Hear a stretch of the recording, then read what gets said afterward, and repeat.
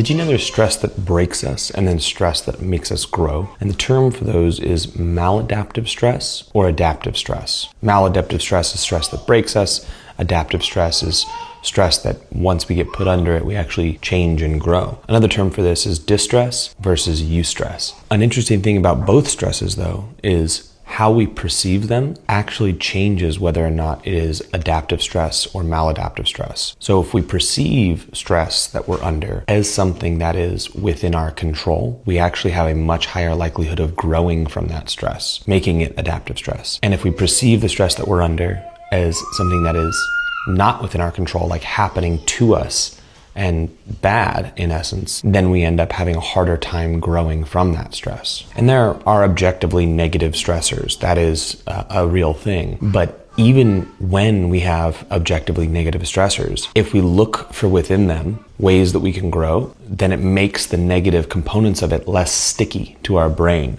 and it doesn't do as much damage. So perception is a really powerful tool in receiving stress better. And one trick for perceiving stress better is breath control.